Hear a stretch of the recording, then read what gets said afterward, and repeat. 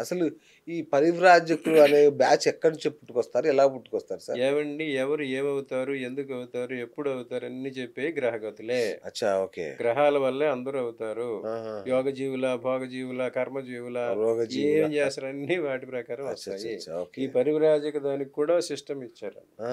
జ్యోతిష్యం ప్రకారం ఓకే. ఎవరి జాతకంలో అయితే 4, 8, 12 స్థానాల్లో ఎక్కువ గ్రహాలుండి, ఓకే. వాటి మీద వేరే గ్రహాల చూపు కూడా ఉంటే, అటువంటి ప్రభావమైన పరివ్రాజకులు, సాధువులు అవుతారన్నమాట. ఆ!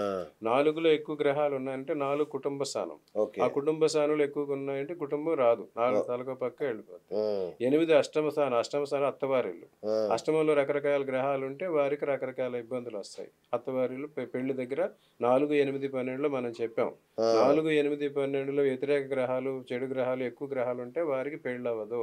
ఆ! అది ఇంకొంచెం పెరిగేసరికి ఈ సన్యాస యోగంలోకెళ్తదనమాట. ఓహ్! ఈ 4, 8, 12లో ఎక్కువ 4, 5 గ్రహాలుండి, వాటి మీద ఇంకొక గ్రహం చూపు కూడా ఉందంటే, వాళ్ళు ఆ! ఏ రకమైన సన్యాసంలోకి వస్తారనేది కూడా చెప్పారనమాట. ఈ 4, 5, 12లో ఎక్కువ గ్రహాలుండి, వాటి మీద సూర్యుడు చూపుందంటే, హ్మ్. వారు తపస్సులవుతారనమాట. ఆ! అరణ్యాల్లోకి పోయి తపస్సు చేసుకుంటారు. ఆ! చంద్రుడి చూపు ఉన్న దృష్టి ఉందంటే, వాళ్ళు కాపాలికులంటారు. ఆహా! అటువంటి వాళ్ళవుతారనమాట. అచ్చచ్చా! కుజుడు చూపుందంటే, వాళ్ళేమో శాక్యముని బౌద్ధులు, బౌద్ధ సన్యాసులు. ఆహా! బుధుడు చూపుందంటే ఏకదండి అంటారు.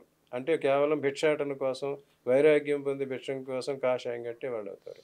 ఇంక 3 త్రిదండి ఎవరు గురువు చూపుందని వారు త్రిదండులవుతారనమాట. అచ్చా! ఆ త్రిదండులు పరివాజక యోగం, పీఠాధిపత్యం అటువంటి వారికొస్తది. శుక్రుడున్నాడంటే చార్వాకులంటారు. అసలు ఈ దేవుడే లేడు, మతం లేదు అనే రెట్ట మతానికొస్తారనమాట. ఓకే. చార్వాక సిద్ధాంతం. ఇంక శనున్నాడంటే శని, రాహువులు ఇటువంటి వాళ్ళ చూపుందంటే వారు అఘోరీలు, నాగా సాధువులు ఇటువంటి వాళ్ళవుతారు. హుహుహు. అలా ఈ రకమైన పరిస్థితి ఉన్నవారు అసలు యాక్చువల్‌గా బయటికి రారు. అబ్బా! ఏ రకమైన సిస్టమ్ వారికిచ్చారో అందులోనే ఉండిపోతారు. ఆ! దాని నుంచి బయటకొచ్చి ఈ రకంగా మాట్లాడటం అనేది కరెక్ట్. గురుగారు ఇప్పుడు 'శ్రీనివాస్' అనే అబ్బాయి అఘోరి అని జెప్పి తిరుగుతున్నాడు గదా! ఏంటసలు? అసలు అబ్బాయి అఘోరి అసలు ముందు ఆమె ఎట్లా చూపిచ్చారు? స్త్రీగా చూపిచ్చారు. అవును. ఇప్పుడు పురుషుడు అంటున్నారు. ఆ! అఘోర సన్యాసం తీసుకున్న వాళ్ళు అసలు మన జనస్రవంతిలోకి రారు. ఆ! మీరు కుంభమేళాల్లో వాటిలో చూసారు కదా! అవును. అఘోరీస్ అప్పుడే వస్తారు. తర్వాత ఆళ్ళు ఎక్కడున్నారో, అవును. ఎక్కడికెళ్ళిపోయారో ఎవరికీ తెలీదు. ఎవరికీ తెలీదు. అవును. అది ఎంతవరకు కరెక్టే మీరే డిసైడ్ చేసుకోవాలి. అబ్బబ్బబ్బబ్బా! ఎవరికైతే వారి జన్మజాతకం, గ్రహాల పరిస్థితులు బట్టి ఏ రకమైన జీవనం అనేదో తెలుస్తది. ఆ! దాని ప్రకారం వాళ్ళు జేస్తారు. ఓకే. మళ్ళీ అది కూడా ఎంతవరకు జేస్తారు. ఈ సన్యాసం స్వీకరించే వాళ్ళు కూడా పూర్తిగా సన్యాసంలో ఉంటారా? ఉండరా? ఓకే. ఆ ధర్మం పాటిస్తారా? పాటిస్తారా? అది కూడా చూసి అచ్చా! డిసైడ్ జేస్తారు. చేస్తా ఇదివరకు ఒకసారి చూసి ఎవరో ఒక పీఠాధిపతి పీఠం వదిలిపెట్టి వెళ్ళిపోయాడాయన. ఆ! ఎక్కడికెళ్ళిపోయాడో తెలీదు. చాలా వివాదాలొచ్చినాయి. ఆ! అట్లా అందుకే పీఠాధిపత్యం ఇచ్చేప్పుడు ముగ్గురు నియమిస్తారనమాట. అచ్చచ్చా! ఉత్తరాధికారి, పూర్వాధికారి కూడా. ఆహా! అట్లా అన్నమాట. ఓహ్! అలా వారందరి జన్మ జాతకాలు పరిశీలించి, హ్మ్. వాళ్ళు ఏ దశలోనైనా మళ్ళీ ఈ సంసారాల్లోకి, ఇటువంటి బంధనాల్లోకి వెళ్ళిపోయే అవకాశం ఉందా? అచ్చా! అనేది కూడా చూసి అటువంటివి ఏమీ పరిశీలించి. లేనప్పుడు వాళ్ళకి ఆ పీఠాధిపత్యం ఇస్తారు. ఓకే. ఇవి గాక ఇంకా కర్మ సన్యాస యోగం అని ఒకటుంటది. మన ఆ! మోడీ గారిలాగా. ఆ!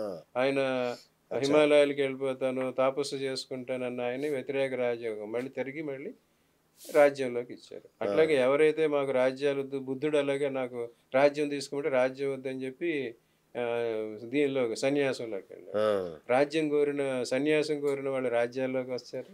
రాజ్యం కోరిన వాళ్ళు సన్యాసంలో. అబ్బా!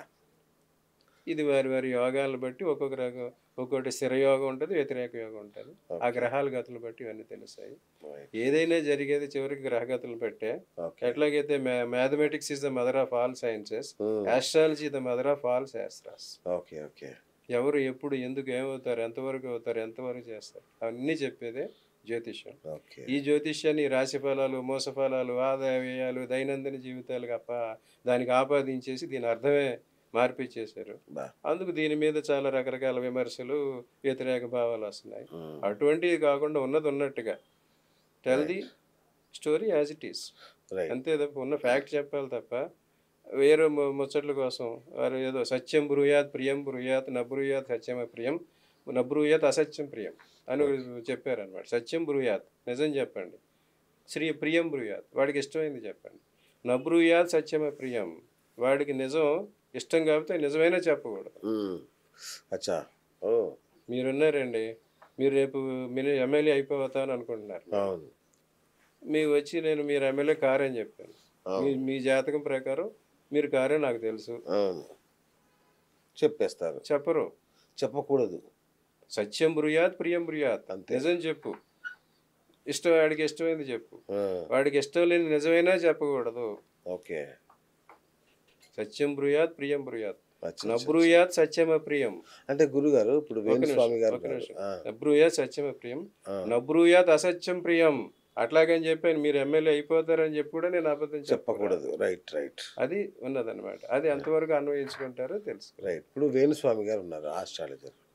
వారు ఏం చెప్తారంటే నేను చెడు చెప్తాను అంటే చెప్తే చెడు చెప్పడం ద్వారా మీరు జాగ్రత్త పడే అవకాశం ఉంటుంది కదా, మంచి చెప్పడం వల్ల ఉపయోగం ఏంటి అంటారు. అంటే దీనికి ఏమన్నా అంటే ఇది శాస్త్ర సంవాదమే, వ్యక్తిగత ఏం లేదు ఇందులో. ఇటువంటి విషయాల్లోకి నేను ఇదివరకే చెప్పి ఎవరి పద్ధతి కాదు ప్రకారం వాళ్ళు గురు, ఇది ఒక చెప్తుంటారు. శాస్త్ర సంవాదం ఇది. అంటే మీరు ఒక మాట చెప్పారు, ఆయన ఒక మాట చెప్పారు, అంటే దీంట్లో చెడు చెప్పటము అనేది జాగ్రత్తలు పడతారు అనేది ఎంతవరకే, ఎంతవరకు జాగ్రత్తలు తీసుకోగలరు అంతవరకే చెప్తారు. ఆ, కానీ మంచి కూడా చెప్తారు. మంచి చెప్తే పూర్తిగా ప్రయత్నం మానేస్తారేమో అని చెప్పి కూడా ఉంటుంది. అంతే కదా, సో ఎగ్జాక్ట్. ఇప్పుడు ఏంటి దీని మధ్యలో చెప్పాలి, శుద్రుడి కర్మ విద్రుడి కర్మ దృఢ కర్మ.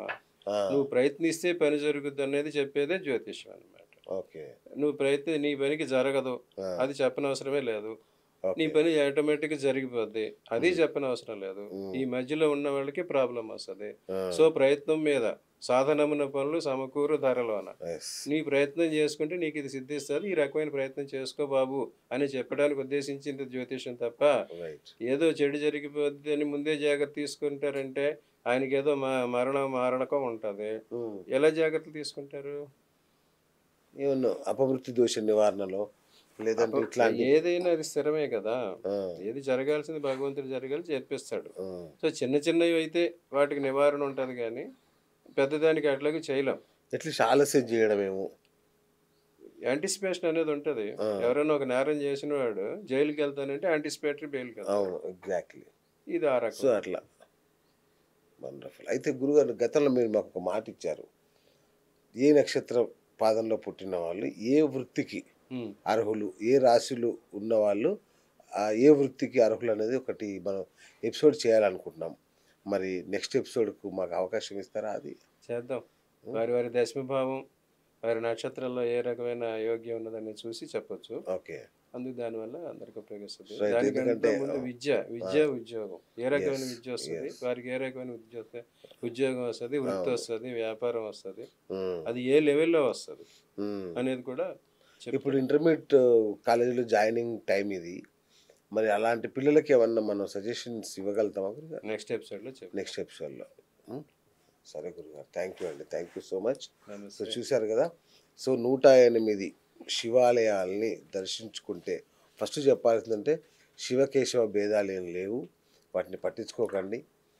ఆ యొక్క పరమశివుడి ఆలయ సందర్శనంతోనే మీ జన్మతః ఉన్న దోషాలన్నీ తొలగిపోతాయి. మీ నక్షత్ర పాదానికి సంబంధించిన ఆలయానికి దర్శించడం అనేది చాలా చాలా ఉత్తమం. అది మన రాష్ట్రంలో, తెలుగు రాష్ట్రాల్లోనే ఉండడం మన అదృష్టం. అది కూడా ఉభయ గోదావరి జిల్లాల్లో ఉన్నాయి.